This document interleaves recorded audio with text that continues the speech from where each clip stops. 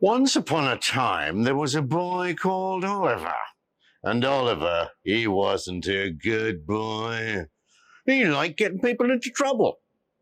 He liked stealing things. And he liked lying. That's the best thing he liked in the world, telling lies. Well, one day he was in bed, and it wasn't early in the morning, it was late in the morning, and his mother woke him up, and his mother said to him, "Oliver, you've got to get up now." "But I don't want to get up." "No, Oliver, you have to get up, because the head man of the village has come to see us." "Oh, gosh, yeah, okay, I'll get up." Oliver got up, reluctantly went downstairs, and the head man was there. And the head man said, "Well, hello, Oliver. How are you, boy? Now, Oliver, you've got to come and look after the sheep today." "But I don't want to look after the sheep." "No, Oliver, you're part of this village, and all the children in the village have to look after the sheep at least one day a year." "But I don't want to look after the silly sheep." "Oliver," said his mother, "you will do what the head man asks you to do." "Oh, yeah, all right, whatever." So Oliver got on his coat, and the head man and he started to make their way up the mountain to the meadow.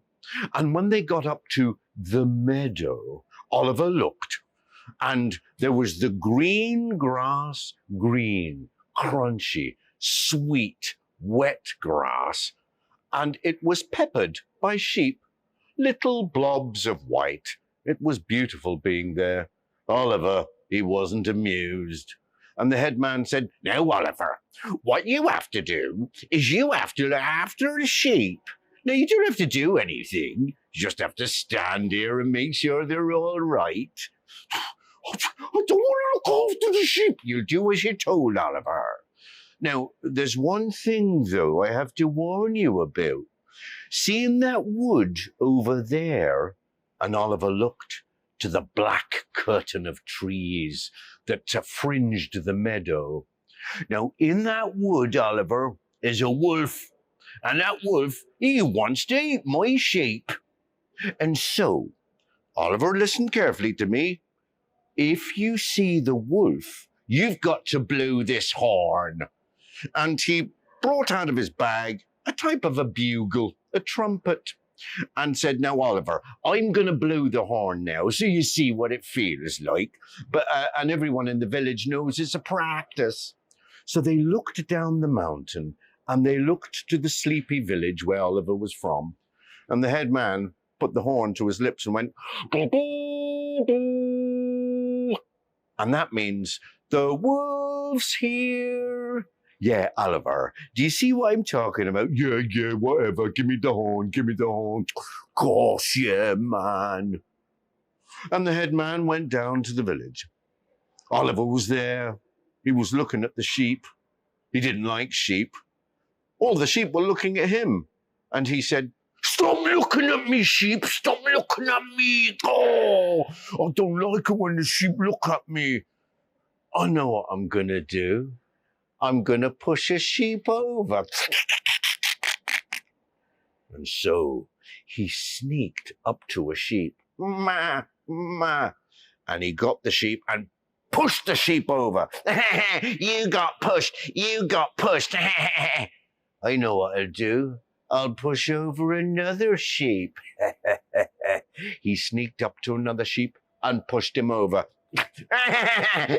"You got pushed. You got pushed." "Oh, I'm bored of pushing sheep. Stop looking at me, sheep." "Gosh, yeah, I know what I'll do. I'll blow the horn. I'll see what happens." He went over to the edge of the cliff. He looked down into the village, and there were thin fingers of blue smoke coming up the chimney from the fires of the people. He put the horn to his lips. "I'm going to blow the horn now. I'm going to blow." No, I'll do it. All right, here we go.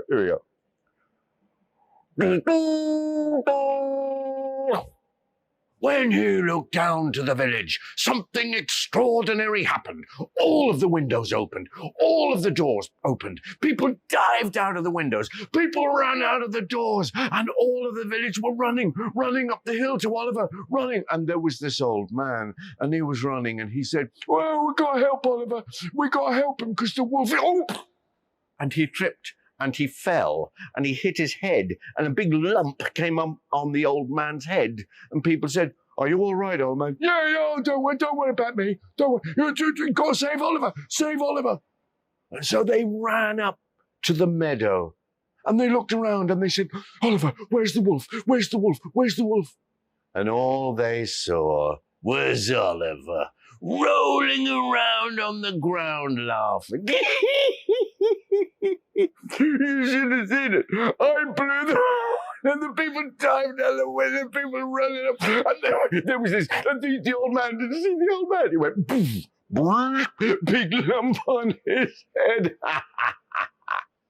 Everyone was annoyed, and they said, "Oliver, don't blow the horn until you see the wolf.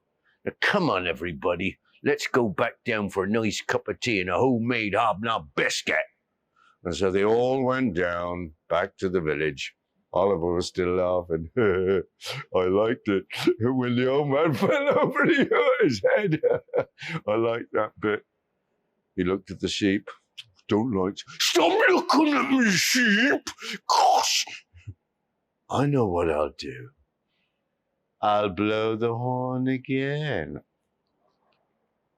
He went over to the cliff edge. He looked down to the village. He put the horn to his lips. He looked down. The windows opened, the doors opened, people dived out of the windows, people started to run. And there was this old lady this time, and the old lady said, "Oh, we've got to save Oliver from the wolf. We've got to save him." Oh! And she tripped, and she fell, and she cut her leg, and real blood came out. And the old man said, "Oh, you all right?" "I'm all right, but you go on, we've got to save Oliver." Well, they all ran up to the meadow, and they looked around, and they said, "Oliver, where's the wolf? Where's the wolf?" There wasn't any wolf, but there he was, Oliver, rolling around on the ground. You should have seen him play the horn, and everybody's running, and the old lady, boom, blood coming out. And everyone said, "Oliver, don't blow the horn till you see the wolf. Come on, everybody. Let's go down and have another cup of tea and another homemade hobnob biscuit." And down they went. Oliver was on his own again. I liked it when the old lady fell over and real blood came out. But then he stopped laughing because he looked over to the black curtain of trees and he saw two big yellow eyes watching him. And the big yellow eyes belonged to a long head with a nice black nose and very tall ears. The wolf came out of the woods. "Oh, it's a wolf," said Oliver. "It's a wolf. It's a wolf. I'm going to blow the horn. You're going to get into trouble. I'm going to blow the horn. You just watch this." And he ran to the cliff. He looked down and he said, and nothing happened. The windows didn't open. The doors didn't open.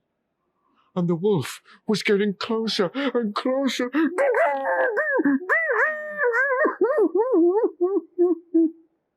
Nothing happened still.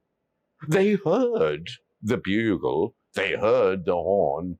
But as the headman said, he said, "Oh, don't worry, everyone. It's only Oliver doing his tricks, telling his lies. Let's not go up this time. Pass me another hobnob biscuit." Oliver stood still as the wolf came over. And the wolf sat down and looked at Oliver. Oliver looked at the wolf and said, I blew the horn, but no one's coming." And the wolf said, Why don't you blow the horn again, boy? All right, I will.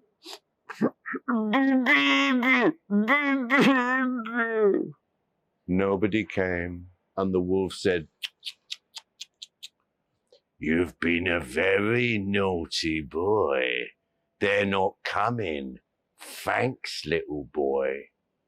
"Oi, lads, because of this naughty little boy, they're not coming. Come on, boys." And a pack of wolves came out of the woods, and soon the whole meadow was black with wolves. Well, that night, the headman said, "Oh, look at the time. Listen, Oliver's up there on his own. Come on, everybody. Get your pitchforks and lighted torches. Let's go and get Oliver." And so all the villagers went out, and they made their way up the winding road to the meadow. But when they got to the meadow and shone their flaming torches on the grass, there were no sheep. There was just bits of wool strung out. There were sheep bones licked clean. There was a sheep's head with nothing inside it. And it was a boy who said, Look, I found Oliver's shoe. It's empty." And a girl, she said, "Look, I found the horn." And the horn had been twisted with great violence. Oliver's mum and everyone said, Oliver, where are you? Where are you?" And they looked up into a tree, and they shone their torches into the tree, and there he was, Oliver, in the tree, crying. "I blew the horn, but nobody came." And the headman said, "Of course we didn't come, Oliver, because nobody believes a liar, even when they're telling the truth." And that is the end of the story.